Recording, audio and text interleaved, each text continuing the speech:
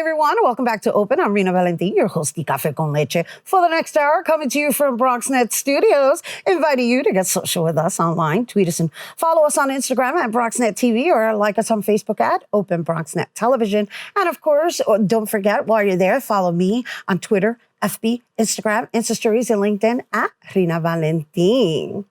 So it is Puerto Rican Heritage Month, mi gente. So happy Puerto Rican Heritage Month. And we are kicking off today's show with an interdisciplinary Boricua artist integrating visual arts with interactive performance and creative placemaking. She holds a master's from Pratt Institute in Arts, Cultural Management, and a BA from Manhattan College, Political Science, International Studies. She is also the participatory budgeting coordinator for the Bronx at the NYC Civic Engagement Commission. Her latest work, the Bata Project, inspired by Bata's traditional house dress, often worn by mothers, grandmothers, and tias. And well, I, for one, have many chic and comfortable ones, mírame, and participated in her Art in Odd Places installation or demonstration, I might say. The Bata Project explores the stories of Caribbean women and the journey of transnationalism to sustain family, culture, and community within the local global diaspora of New York City. And joining us to share more is interdisciplinary artist and Bata Project creator, Leenda Bonilla, who also happens to be what I call my Bronx Council on the Arts board boo, because we both serve on the Bronx Council on the Arts Board of Directors. How are you? Welcome. Yes. Hello. Woo, how exciting. It's so beautiful to see you in all those flowers, and you're just glowing right now. So it's a pleasure to be here. And forget it. How long has it been? It's been a while since I've had you on. Woo, I want to say pre-pandemic. So. All right. That's as far as we'll go. Yes. Because we've known each other for since 15 years. Yeah, about 15 plus now. 15 years. We've been part of the Bronx Arts Movement. Yes. Right? And now we're adulting, serving on the board of directors. Yes, we are. It's been quite a journey working in the arts and cultural scene, behind the scenes, and then finally being able to have an opportunity to really push forward my practice as an artist. Yeah, and also in serving in civic duties, right? Yes. So let's talk a little bit about your trajectory, right? Because I didn't mention the Parks Department, and I know you were working with the Parks Department for a while. And I'm just also curious, aside from generating revenue, how you choose your day gig to complement your artistry. Well, I think it came very organically. So my career span, I've always made sure that art was the baseline of wherever I've gone. So I've worked in private, nonprofit, and now public. So I started off in magazine publishing, and then once I left that, I went into nonprofit arts and cultural management, which was amazing. That was my baseline for that. And then I moved into the public engagement kind of scenery with community development in the Bronx at New York City Parks for Partnerships for Parks. But I really felt a big calling with the development of the new agency called the Civic Engagement Commission, which is an opportunity for community members 11 years and older, regardless of immigrant status, just as impacted, they can actually come up with ideas for expense-based participatory budgeting, which is basically filling content into the buildings and libraries and centers that are already present in our communities, right, but with programming that they want to see, that they want to do. Right. So with that, I bring it to light, sharing, trying to break those paradigms of doing the traditional services and programs by integrating art and civic engagement. So drawing sessions for mental wellness, intergenerational cultural, whatever you want. I mean, it's like you have an opportunity to do whatever, to imagine how you want to see, how you want these public funds to go into your community. I think it's brilliant. And then we got you there at the table. Thank you very much. And we have to bring that up because, before we get into the Bata Project, which is very important, mi gente, okay, because we are honoring the matriarchy. Thank you very much.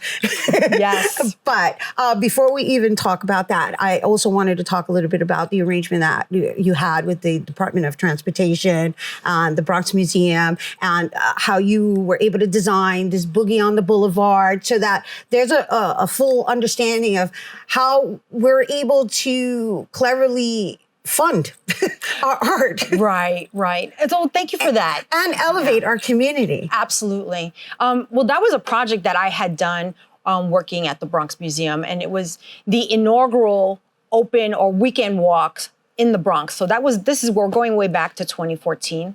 I had the opportunity to be picked as the lead to design the creative placemaking that was going to take place on the Grand Concourse, which was under a mile. So just about a mile, starting at the museum up to 167th.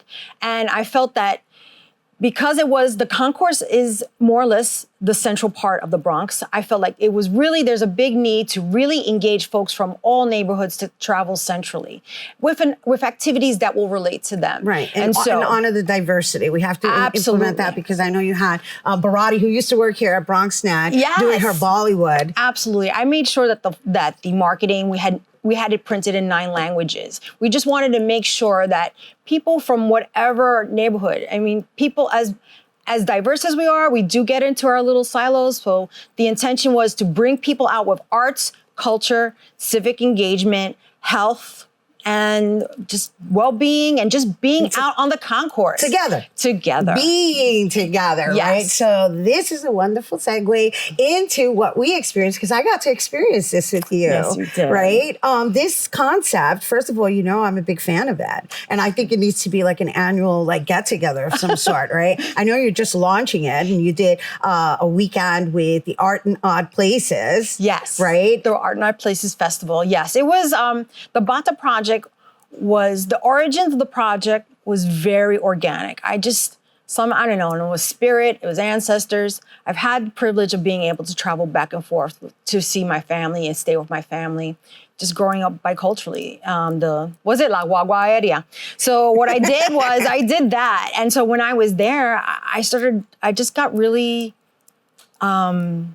just intrigued by the colors and the patterns and the shapes. And there were a couple that were kind of gauche, but I just loved the colors. And also I love the women that were in it. The women from my titi, my abuela Rhina, Mama Julia. That's when it's the ultimate freedom dress. It's the dress that, you're home when you see a woman in that dress. That's because right. They're not shy about it. They're open to you, and you have the accessibility to see them in their light. And so with the Art in Odd Places Festival, it's about recognizing the Puerto Rican narrative that is still in New York City. It's just, of course, we're more diverse than ever with everybody, and it's beautiful. But we just can't not forget our Puerto Rican heritage that is still here as a heart, as a pulse of the city. And so the Batas, for me, even though you're seeing them, they're kind of shying away, or just because of whatever, I guess economics, history, whatever. Well, I don't know, because, I bought me some flag ones just to join your party. Oh, I guess you did. You wore a beautiful one that really popped. And not only that, I also want to mention that we were able to relate to people outside of the Puerto Rican culture on the street. Oh, yeah. All right. So this was a street performance. And she brought a DJ, and then she handed me a microphone. Mm-hmm. Yes. So I ended up emceeing the whole thing and dancing, playing clave with an olla. Yes, with my little golden caldero. And it was great because you were able to be the extrovert that I like to be, but I just stick with my introvertedness and creating these kind of these are quiet moments that you really helped me pop out. And everybody was like, oh, what's that? Some people thought they were for sale, but no, this is for you to observe and recognize that this is heritage here. The fabric of community. And you were there with the clave, just letting everybody know that this is the Bata project. They were like, there was a muumuu. Yeah, a house dress. A duster. A gardening dress. Yeah. This is for the CEOs of the household, okay? It was. And so, but what I found interesting, and what I hope you guys find interesting, is that we were speaking to people from other cultures that could relate to it. They call it a different name, but that's the beauty of the conversation that you initiated, just by wearing it. Yes, and knowing that this kind of garb is usually worn indoors, but Art in Odd Places, and just being able to introduced this project is showing like, no, this is a dress that represents home, community, out in the public.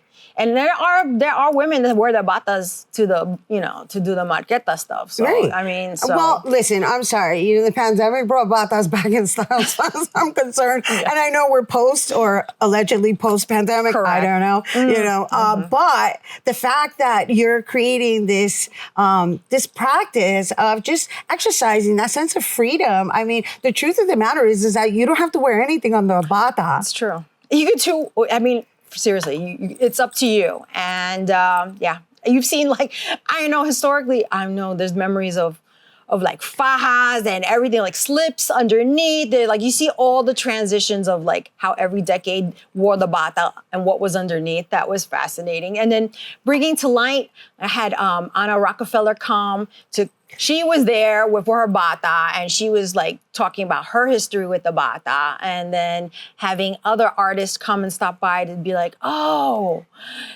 You had Lizzie Dimps too, right? Lizzie Dimps and Juanita Lanzo. Yes. And she ended up drawing a chalk art on the sidewalk. Of the bata. So it became extended art. Yes, she public art. Yeah, no, right? but art at places is that. It's beautiful.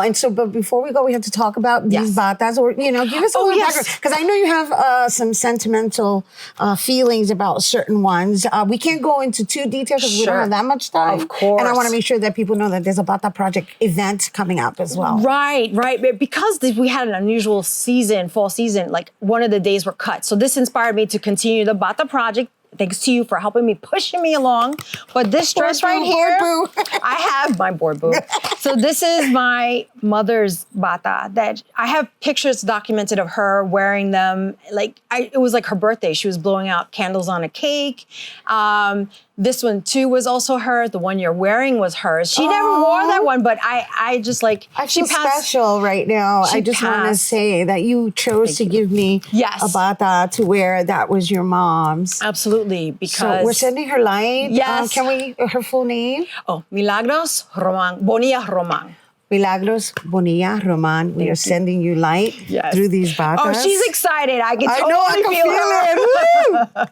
But these are bata dresses I've been collecting over 20 years now. And now I'm going to be integrating them into another Bata project session. So it will be at the Bronx Music Heritage Center, the lab, which is at 1305 Louis Boulevard, and on Sunday, November 14th, between 2 to 5 p.m. And there, I'm welcoming folks to bring their own batas. You could borrow one of my batas.